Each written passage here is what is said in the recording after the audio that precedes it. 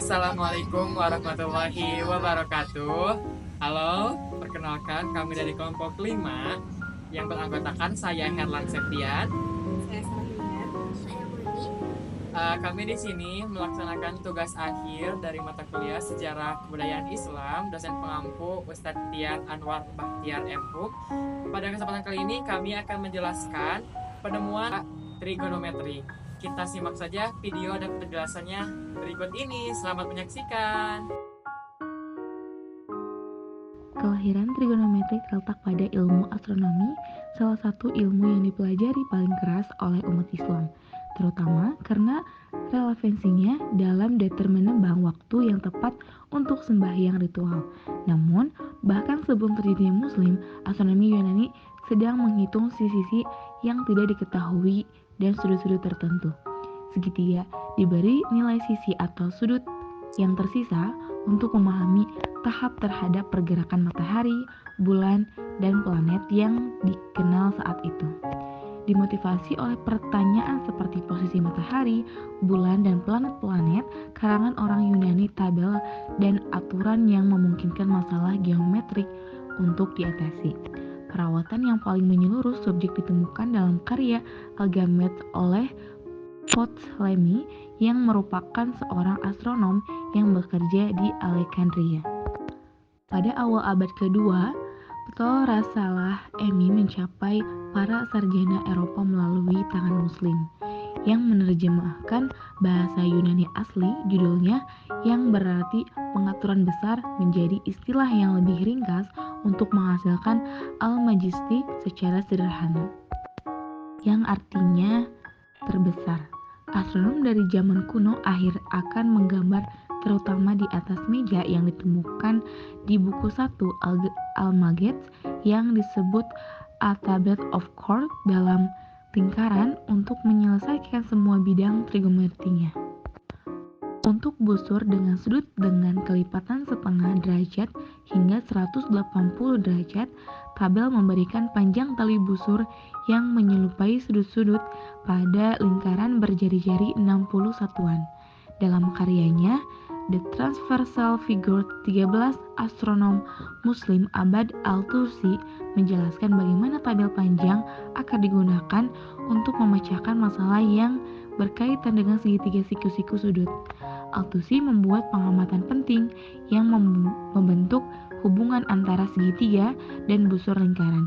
Segitiga apapun dapat ditulisi sebuah lingkaran, oleh karena itu sisi-sisinya dapat dipandang sebagai tali busur yang membentuk busur yang berhadapan dengan sudut dari segitiga. Tapi ada dua kelemahan yang bisa diandalkan tabel-tabel ini. Pertama, manipulasi besar-besaran tabel dan langkah-langkah perantara diperlukan untuk menyelesaikan semua variasi yang mungkin timbul dalam penyelesaian. Ini diketahui panjang atau sudut siku-siku segitiga. Ini berbeda dengan menggunakan 6 fungsi trigonometri sinus, kosinus, dan garis singgung. Dan kebalikannya, garis potong, kosekan, dan kotaden yang merupakan ciri khas teknik modern yang dirancang pertama kali dan disusun secara sistematis oleh umat Islam ini matematikawan. Ketidaknyamanan kedua dari tabel panjang akord adalah yang sering dibutuhkan sudut digandakan untuk menghitung panjang busur. Sebenarnya, sekelompok cendekiawan Muslim telah melakukannya, meletakkan dasar-dasar trigonometri sebelum abad ke-10, membuka jalan bagi Al-Tusi untuk mengumpulkan, mengatur, dan menguraikan kontribusi mereka. Dia adalah Al-Batani, lahir di Harran, Turki, yang salah satu tokoh paling berpengaruh dalam trigonometri.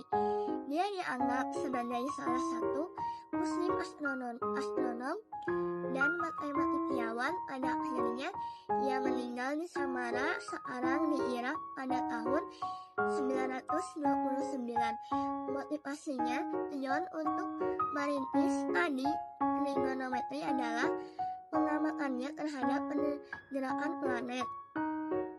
Lebih penting lagi, Al-Battani menjelaskan operasi matematika dan mendesak orang lain untuk terus mengamati dan mencarinya, untuk menyempurnakan dan memperluas karyanya. Serta Al-Battani, Abu Al-Wafa, Ibnu Yunus, dan Ibnu Al-Haytham juga mengembangkan membuka trigonometri bola dan menerapkannya pada penyelesaian permasalahan astronomi. Al-Battani adalah orang pertama yang menggunakan ekspresi sin, sinus, dan kosinus, mendefinisikannya sebagai panjang daripada rasio yang kita kenal sekarang. Garis singgung tersebut disebut oleh Al-Battani dengan sebutan bayangan yang diperluas, bayangan dari suatu cakrawala nasional. Batang zona dipasang di dinding. Al-Biruni mendefinisikan fungsi trigonometri dari tangen dan kotangen yang diwarisi dalam bentuk tentatif dari suku India. Al-Biruni lahir pada tahun 973, termasuk di antara mereka yang meletakkan dasar bagi trigonometri modern.